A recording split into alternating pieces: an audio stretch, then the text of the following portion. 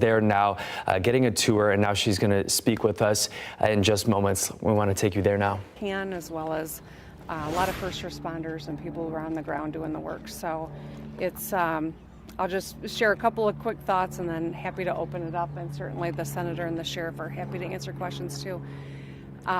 Feel very lucky that this didn't result in fatalities.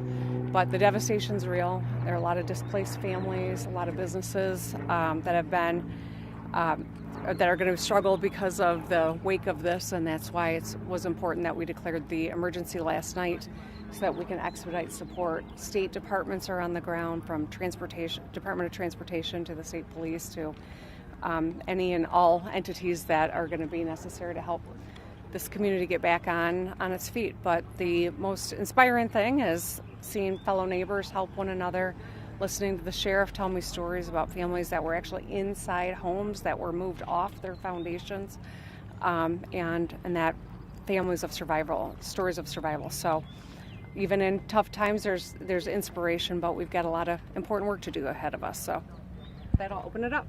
Governor Whitmer, this isn't the first time that we've seen a mobile home community decimated after a tornado. We had this in Gaylord just a few years ago. Is there more regulations that can be put in place to keep people safer in these types of situations who live in these communities?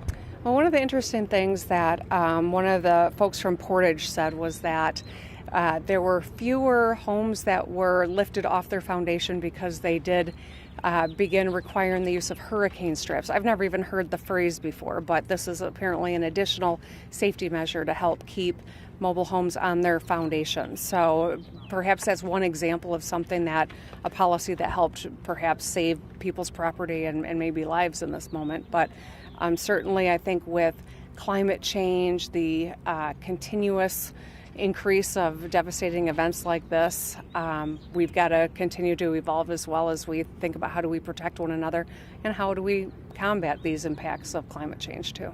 Can you talk about the resources the state is making available to try to help people impacted by these storms? So declaring the state of emergency gives us the opportunity to mobilize resources across state government. Obviously, we're still in the assessment phase, so there's no finite number as to what we think the need will be. That will evolve as more information comes in and as all of the assessments are done, and I'll work with the legislature to make sure that we've got the appropriate state support for the community. Governor, you, I'm sure, saw a bunch of videos and pictures of all the damage last night. How does that compare to seeing it here in person? I mean, it's just to see trees that are snapped in half and to see on the national news, a community that's so impacted right here at home, I think is eye-opening. You can't walk through here and not understand that. While we feel really lucky that people lost their lives, we know that a lot of people lost everything they have. And so it's a profound sense of gratitude that everyone's alive, but also lost because some people lost everything, and that's why pulling together and supporting one another is really important. You mentioned climate change. Are weather disasters like this something Michiganders have to be increasingly prepared for? I think so. I think it's undeniable that when you look at from the tornadoes that swept through across I-96 last year, or Gaylord, or the incredible flooding events that we have swamped our highways, and ice storms. I mean, we're seeing intense impacts from climate change, and so I do think that it's important that we acknowledge that as we try to build out systems that keep us safer, but also curtail our impacts on climate change as well. What do you make of the community response? We've seen people starting to bring food and other necessities. Does that surprise you at all, just seeing people coming forward like that? It doesn't surprise me one iota, but it is always wonderful to see in the wake of a really scary event how communities pull together. And I know that Sheriff Fuller and Senator McCann and I were chatting a little bit about how people just started showing up. As soon as the tornado was gone, people whose homes were intact came out to help those whose weren't, and started within minutes of the tornado leaving. Guys, we have time for just a couple more questions. Any questions for the sheriff or the senator as well? Happy. I'll just point out that I've been trying to coordinate between lots of officials and have reached out to Senator Stabenow and Senator Peters' office as well to make sure that on the FEMA front that there's going to be notification and get that ball rolling to get any federal assistance that's going to be eligible for the area. And I just also say, you know, we've often observed pretty much every year the tornado that went through downtown Kalamazoo, 1970s, and it's a sad thing that we'll probably have 2 of those kinds of anniversaries in our communities now. Sheriff? Yeah, I would agree. You know, next week we will be celebrating, that's a bad word to say, recognizing, I believe, the 44th anniversary of the 1980 tornado that came through Kalamazoo. That tornado did devastating damage downtown in the city of Kalamazoo. It took 5 lives. Today, we're not talking about the loss of life. I think many things have changed over time. There are better alerting systems. Last night I had so many people come to me and say, we were listening to Channel 3, we were paying attention to Channel 8, we had our radios on to tell us that it's coming. They got alerts on their phones saying it's coming. And so many people were able to take cover because of that.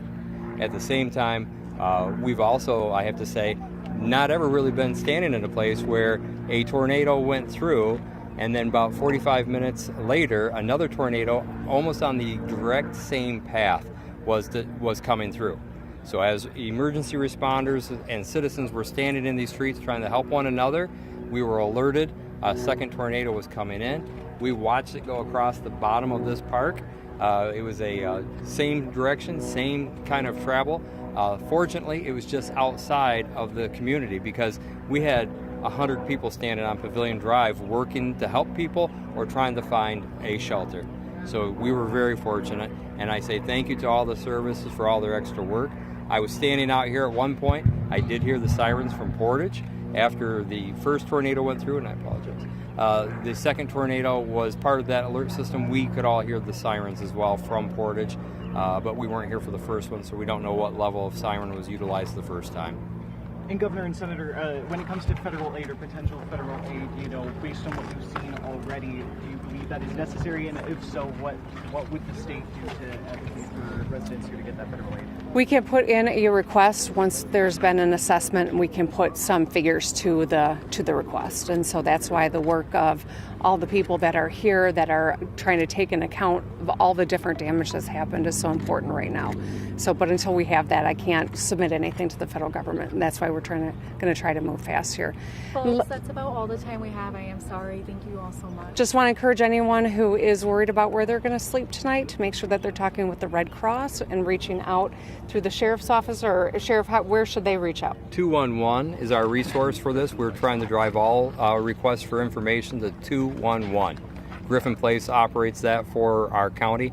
And again, they are loaded with all kinds of information to help people find shelter, find food, connect, making sure that everybody knows where someone is. And that's where we ask people to go, 211. Thanks, everybody. Thank you. Thank you, Governor. Thanks, Sheriff.